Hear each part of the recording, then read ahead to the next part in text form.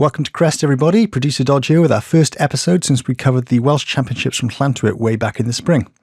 No excuse for our absence other than Tom's just had his house renovated and I have a young baby, so we've just been too busy and Crest had to temporarily take a back seat.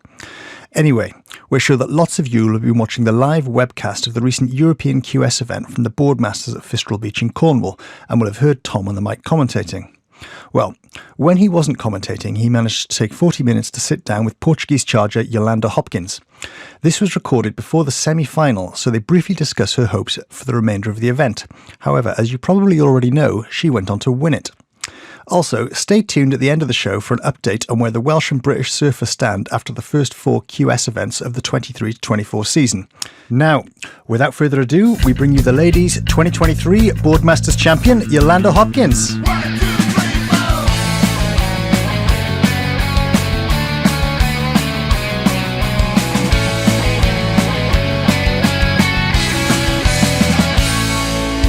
Here we are, we're actually in the commentary booth here now, so I know that producer Dodd, if he hasn't already moaned to you guys at home, is going to be having kittens about what we've done with the audio. We've just chucked a couple of condenser mics on some pillows, but we've sat down because we managed to catch Yolanda for a very quick hour in between free surfing in pretty deadly looking waves. I'm going to try to describe them in a minute. Rob, he's off elsewhere on site. He might join us very briefly later, I don't know. But in the meantime, I'm going to be joined as a guest co-host on this one by Millie Phillips from Boardmasters. How you doing, Millie? Hello, thank you for having me. Oh, it's a pleasure. We went and caught a little bit of music last night, didn't we? We did indeed. We saw a little bit of Lord together, didn't we? Yeah, and then did you walk off to, did you go and catch Cypress Hill after that? I did, yes. My AirPods went straight in. It was very loud. Oh, was it? Yeah, very good to watch. Cool.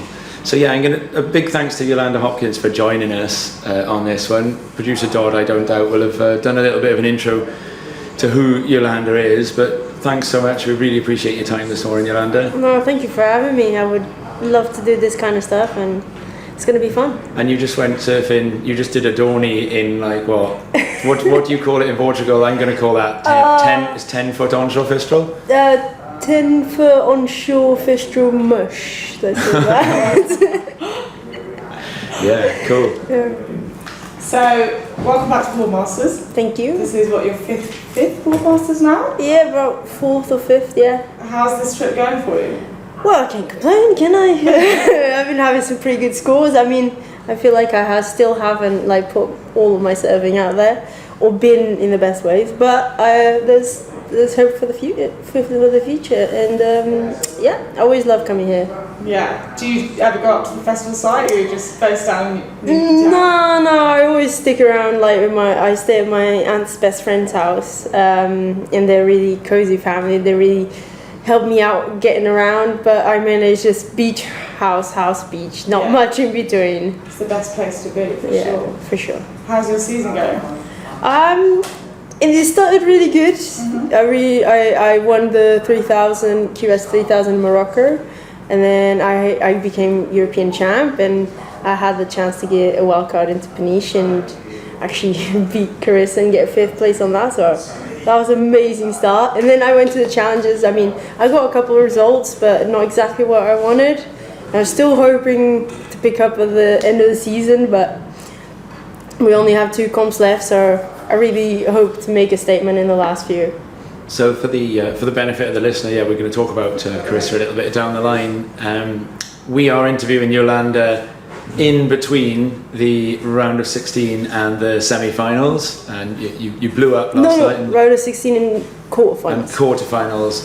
Oh, there's a possible tweak to the draw where it might be going 4 person heats. Okay. So we don't know if it's going to be a quarter or a semi. They'll call that based on how long they need left. So Yolanda blew up pretty well yesterday. Now, obviously, at the time of this going out, Yolanda's either going to be like over the moon because she's defended her title, or she's going to be like thoroughly pissed off because the result doesn't come together, and she'll be deeply regretting that podcast morning, and that will have made all the difference. So. Animal clothing is designed for adrenaline seekers, surfers and adventurers. Discover organic cotton t-shirts, hoodies and recycled board shorts, as well as wetsuits, changing robes and dry bags for long days at the beach. Explore the full collection at animal.co.uk or visit one of our animal stores. So Yolanda, you're coming from Portugal, growing up in Portugal. Can I just ask a little bit about, where your kind of background, where in Portugal you're from originally, at what age you first came across the sea and things like that? Well, it's a bit of a long story then. We don't mind those here on Crest. I'm from the south of Portugal, in Algarve. I was born in Faro. My dad, fully Portuguese, really short, like beer belly Portuguese guy. My mum is actually Welsh. Right. But do you know where she's from in Wales? Bridgend. Bridgend. Yeah. Oh wow.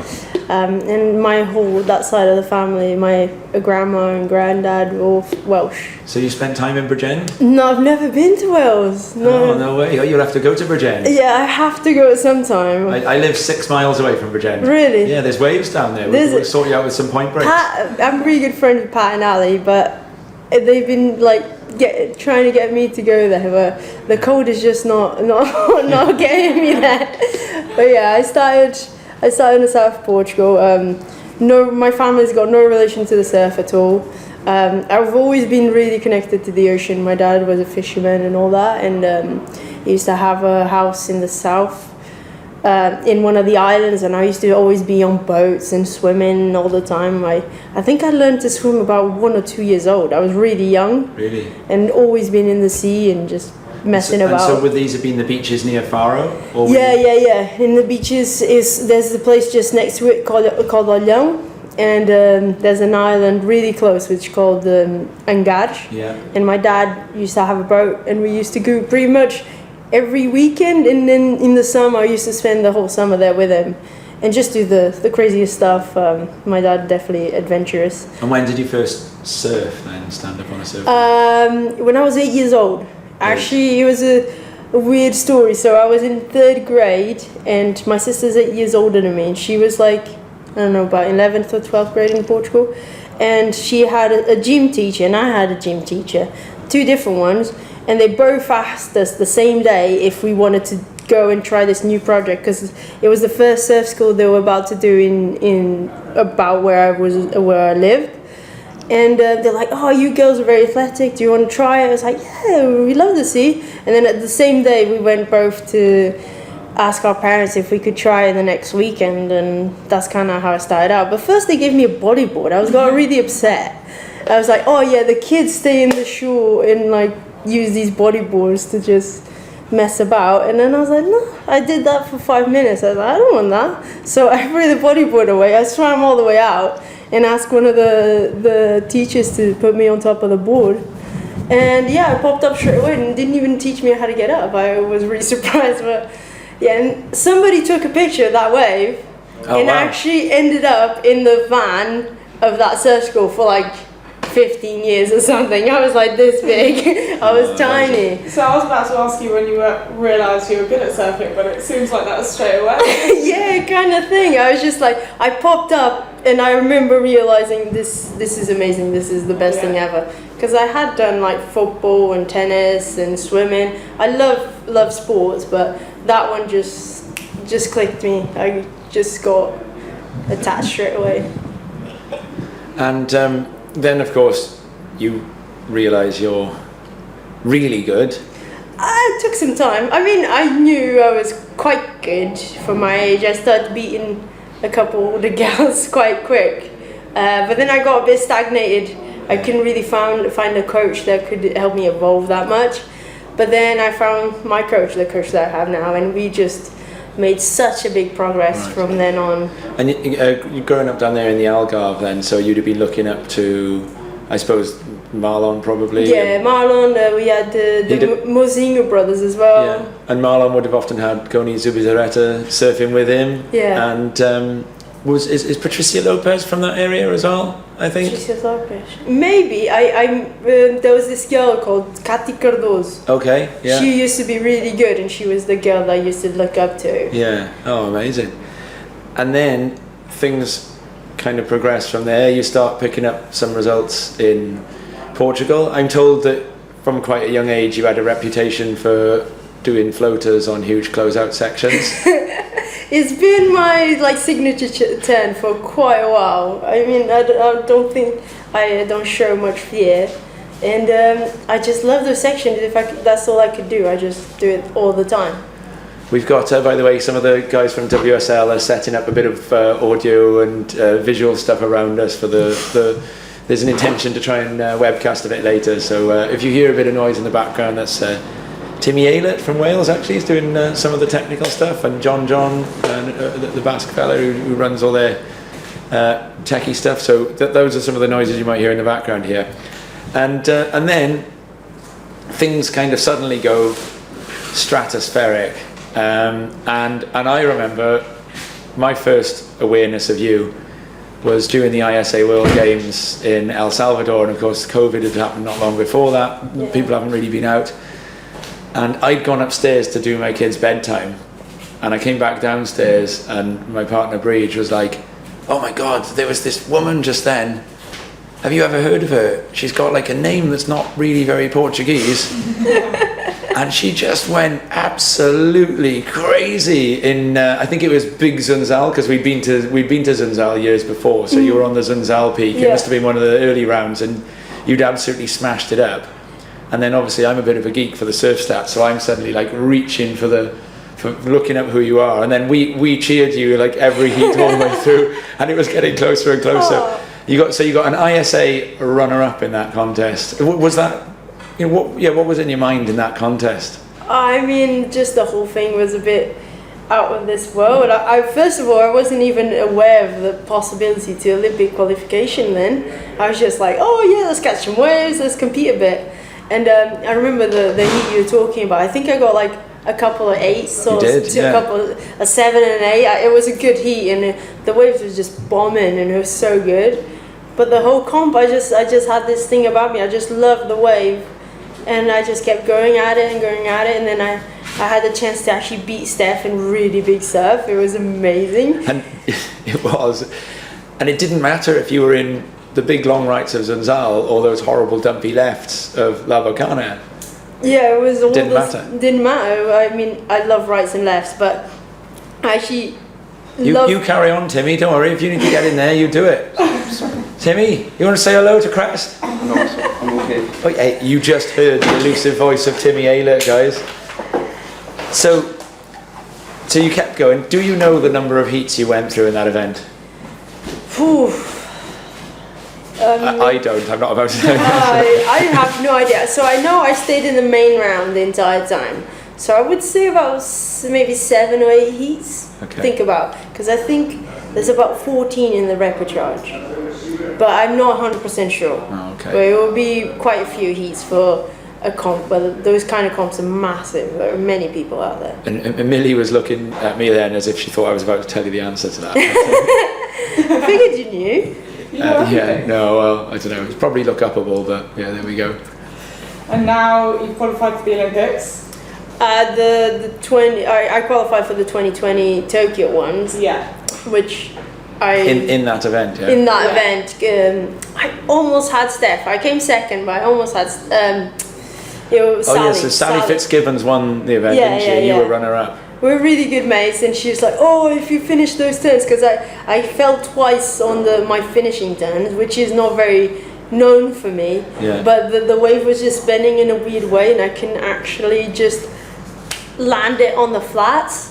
But she was like, "Oh, if you landed that, I would have been so done." And I was like, "Yeah, you would have." Yeah, you would have. It would have been like really. It would have been amazing just to bring that prize for Portugal. I mean, I'm very patriotic, but it was just an amazing event, and took me to the Olympics, and that was another amazing experience as well. Yeah, tell us about the Olympics then, because we spoke to Llewellyn Whitaker on this podcast in the sort of week or two before, and he was in the hotel with Leon Glatzer.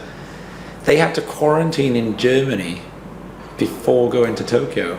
I did not do that. I did have to do like 4 COVID tests before I go. Well, supposedly you do 3, and then our flight got cancelled or delayed from Portugal, so I had to do another one, which is an amazing experience. Is that like the most nervous you've ever been looking at a COVID test? You know what? It was during the ISAs. My team messed with me because we were in this pool in our hotel, and I was going really good. I was just like, I think I had like quarters and semis to go, and I was like, okay, I'm ready to go. This is going really good. A couple more heats, and I qualify for the Olympics.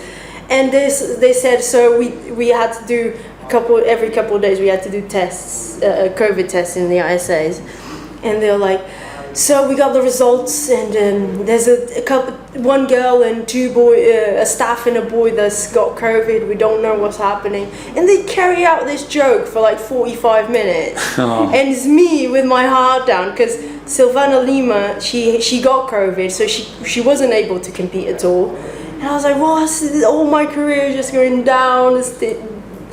I'm just gonna start crying or something because this is horrible. And then after like 50 minutes, they're like, we were joking. I was like, dude, you guys do not. That's carrying a COVID joke way too long. That was dreadful. Savage. Yeah, that was horrible.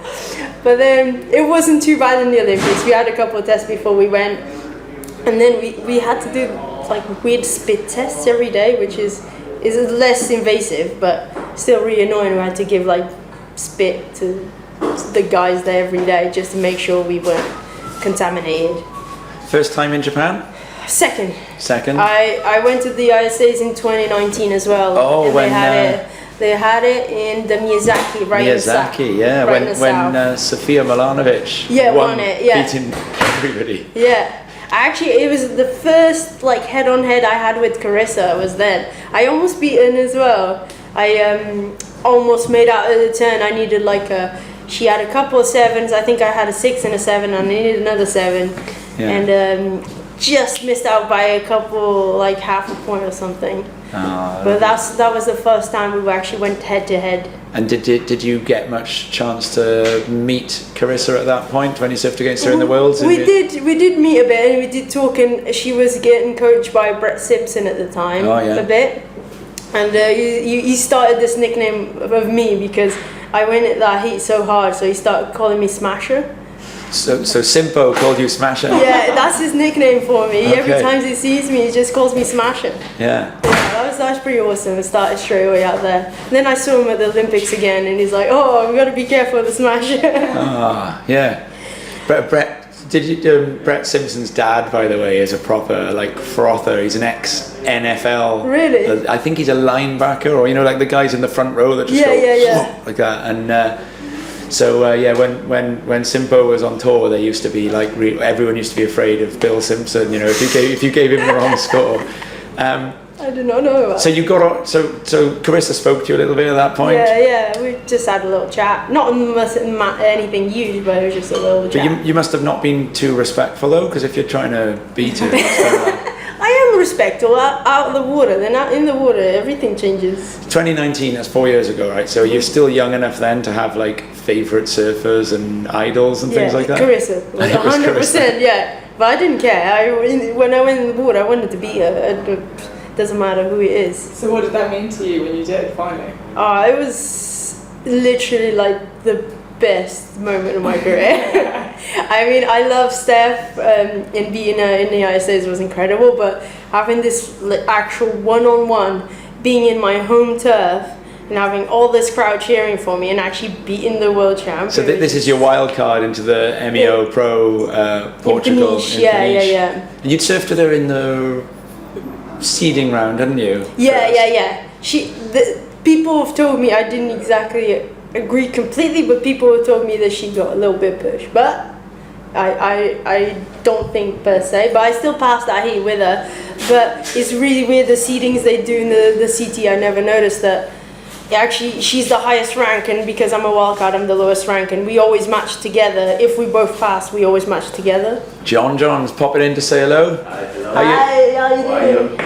Yeah. So, we've done well here. We've captured the sounds of Timmy Aylett and the sounds of John. So all good. All good. We don't want to disturb you guys. Yes. Just Sorry, the camera. But just stir away, my friend. It's cool. I do apologise. We're just hearing about beating Carissa Moore. Oh, you can hear, by the way, the sound of Fistral Beach as the door is open. Oh yeah, there's a bit of surf out there, isn't there? Definitely, you can hear it. So at this point, Carissa obviously now knows that you're a threat.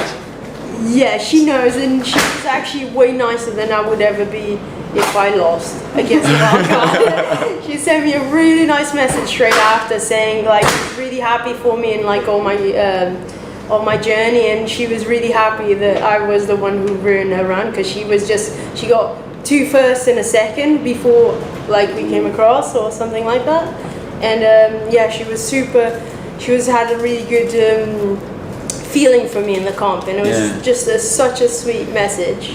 In that heat, when Carissa Moore needs like a 7 or 717 or 707 or something like that, and she takes off about 2 minutes before the end. Now, from the beach, you can see that she's not going to get it. She does a big like layback snap, one maneuver. Yeah. You're out in the water. You hear her take off. You know she needs to like. How do you feel at that point? I mean, if anybody's going to do it, it's Carissa, right? I was like, she had priority. There was nothing I could do really, and the wave looked okay, but it didn't look like proper gnarly, and just seemed like the judges were giving more scores for the gnarlier waves.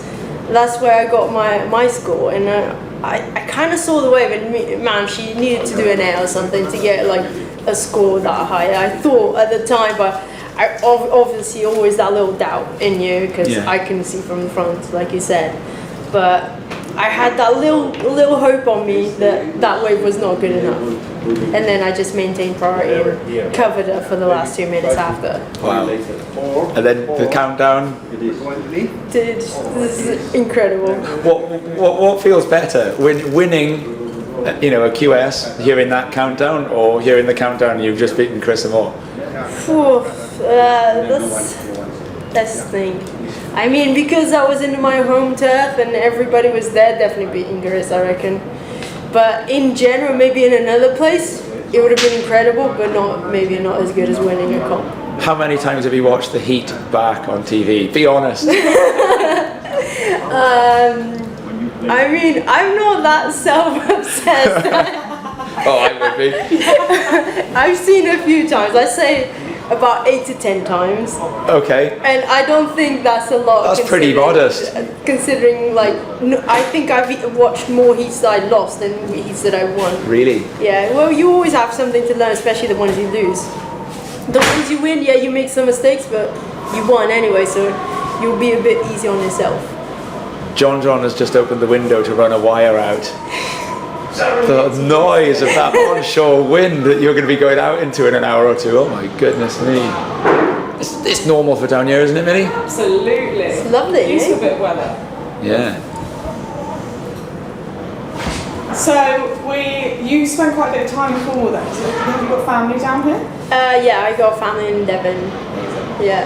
So they always come to see me. Devon is still a bit far away, so I can exactly stay at their place and then drive here every day, especially because I like to be out in the dark and be the first one out, so it wouldn't quite work out for what me. time did you get out this morning? It was like 5:20 or something. Yeah, no, I was definitely most were, I had a friend watching in the cams, is like, dude, that just looks rubbish, why are you going in? And I was like, oh, just, got to train, got to try it. I remember last year as well when it was 6 inches and stiff offshore and too high, and you were in there.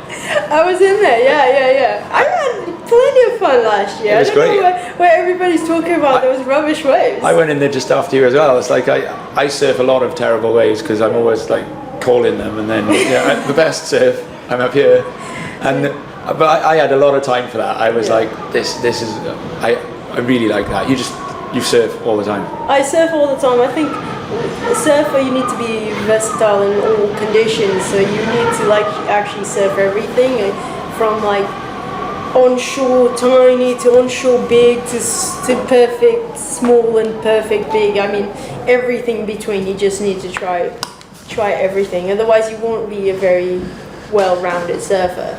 And do you enjoy surfing difficult waves, small waves?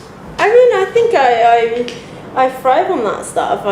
Especially if it's big and gnarly, I always find that little section that I can do those lip line re-entries that I like. Yeah. And when it's small, I reckon I can push myself a bit more, my surfing a bit more progressive and do stuff that I normally wouldn't do in just like perfect J-Bay waves. Yeah. Okay. Cool. And this event, Boardmasters, is quite an important. Well, it's close to your heart. Not perhaps in the same way as the ISAs, the Olympics, or the Neo Pro Portugal might be, but.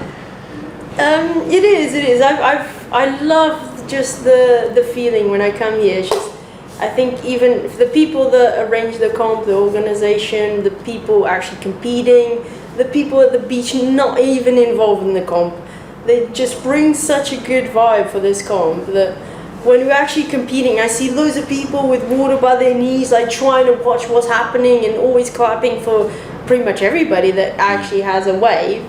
And it's just something you feel a bit like I felt in Peniche. You feel a bit in some of the specific comps like the Open in Huntington, but you don't have many comps like that. People sometimes don't get as involved as they do here, and I think it's just a very commune place. It just feels very nice. And it was your debut WSL victory. Yeah, my first QS event win. Yeah, it was actually straight after I won my first national title. I came straight from Portugal after winning it, and I came here with a winning vibe, and I won it because the year before I got second. I was like, that's not happening again.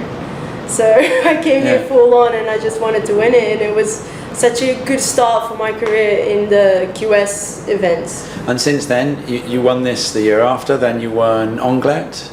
Then I won the Anglet 3000. Then I Morocco. won Morocco 3000. Yeah. So you've started picking up a few of those. Yeah, a few European comps has been nice. Now I'm trying to get to the challenger level.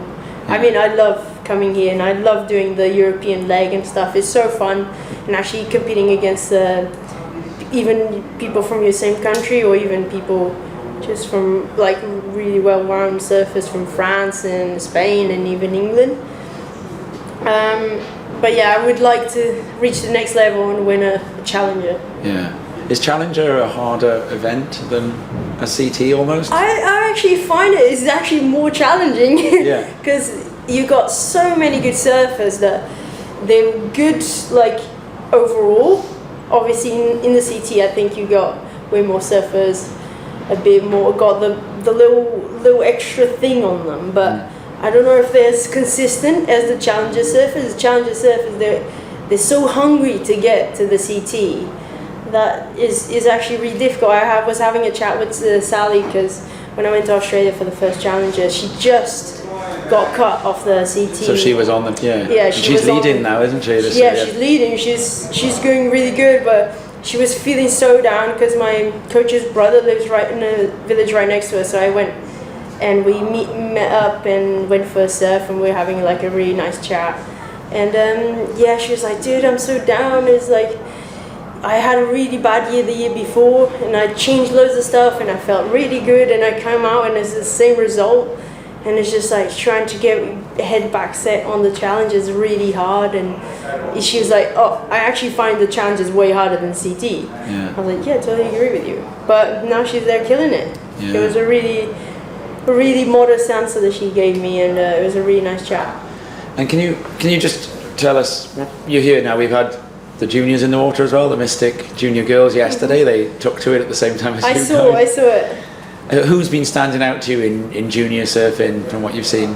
I mean, I've met a couple of junior girls, especially from around here. I know Belle quite good, Belle Bettridge? Yeah, she went to do a junior camp with the British team in Portugal, and I was actually around and I was surfing with them, and she actually reminds me a lot of me when I was younger. So it was it was really nice to see that, and I think she's got very good potential. And there's a couple younger girls like I know also Beth and Davis.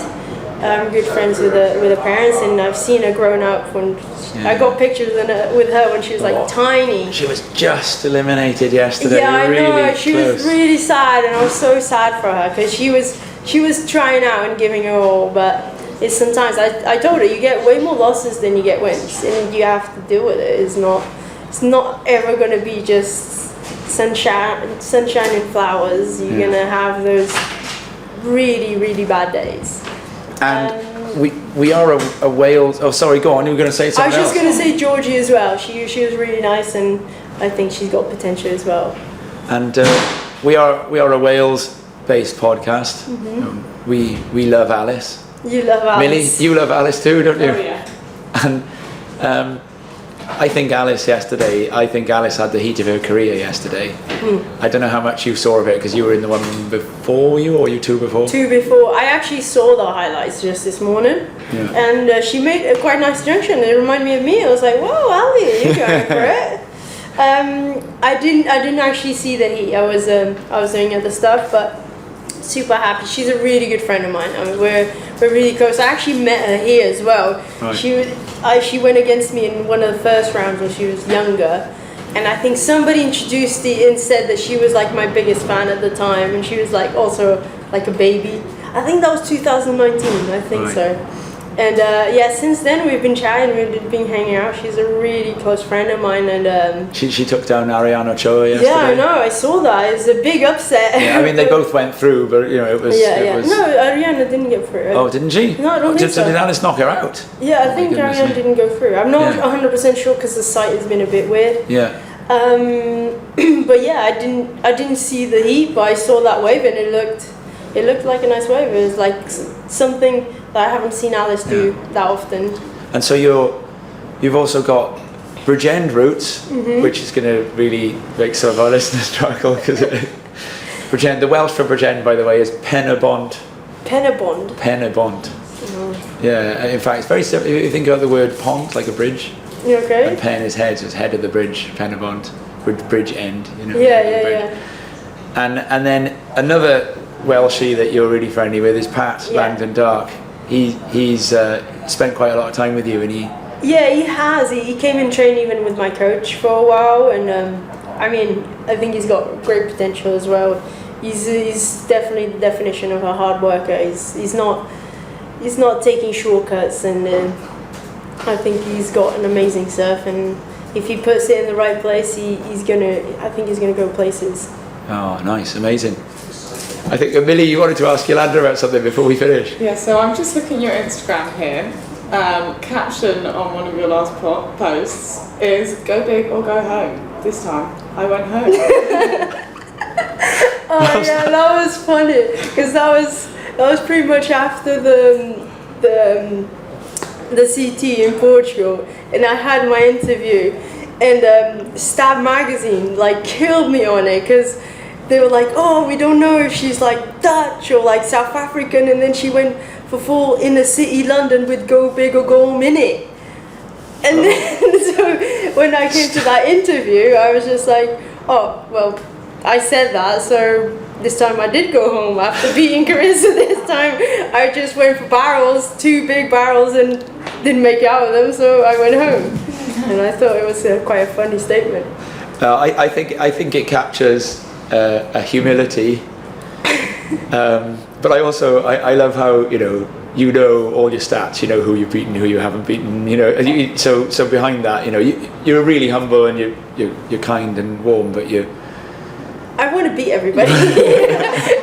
Just say what's the real thing. What does it mean to Boardmasters to have Yolanda continually come in here, Millie? Absolutely love it. You've been here longer than I have now, and it's great to see you come back each year. I love coming and giving something to watch, like a bit of a show. Like, people just here at the beach, they want to watch something. Yeah, sure, I'll show you something. Well, go big or go home. Yolanda, when we're commentating you later, I'll be as impartial as I can be, but I'm going to just whisper it in secret. I want you to go big, and I want you to stick it. So we're going to be rooting for you. I appreciate that, man, and thank you for having me in the podcast. Thank you so much for your time, Yolanda. No worries. Obrigado. Obrigada. My mind's gone blank as a Welsh speaker. Diolch yn fawr. Oh, okay. That's thanks in Thank you. Yeah, I saw sure. trying all those different languages all the time. So thank you so much. Really appreciate it. And A massive thanks to you for coming, Thank you, Millie, jumping in for a bit of chat as well, Millie. Let me listen. Oh, it's been a Right, pleasure. thank you. Cheers, guys. Back to you in the studio, producer Dodd, to tell us what's next. Full marks to Tom for managing to collar the reigning Boardmasters champion, which mostly makes up for the shambolic job he did of recording it. Hopefully I've managed to salvage it for our listeners. I know I enjoyed hearing it, and I'll be keenly watching Yolanda in upcoming Challenger Series events. As promised at the beginning, it's time for a roundup of the first 4 events of the European QS Tour, and what better place to start than with Yolanda herself? Well, after winning Boardmasters, she followed up with solid results in both of the 3,000-point events at Anglet and Peniche, meaning that at the time of recording, she does indeed sit atop of the European QS ratings, a position she's more than used to over the last year or so. Gower shredder Alice Barton got 2nd and 3rd in Boardmasters and Lacanau respectively, meaning she's now 11th, within striking distance of a Challenger Series berth if she can just get a good result in a 3,002. Lucy Campbell is also inside the top 20 after doing well in Peniche. As for the men, 7 of the 8 Challenger Series spots are currently occupied by Frenchmen who skipped Newquay to wait for the 3000s to begin, with the only outlier being men's Boardmasters winner Kai Odriozola. Alas, there are no British men in the top 20, with Aaron Strong in 24th as the highest of the bunch, while Pat and Logan are in 33rd and 47th. But there's plenty of chance still to come for them to move the ratings, as we know they can. Crest will now be running monthly again into the front end of 2024, so stay tuned to our social media announcements about who else is coming up. Next month, we're excited to confirm we'll be chatting to Wales's first ever world champion, Llewellyn Sponge Williams, whose incredible life story is still a work in progress. Nevertheless, what he's achieved so far has already made history, so you can hear all about it in the first Tuesday of October. Until then, good luck chasing some autumn swells, and thanks for listening.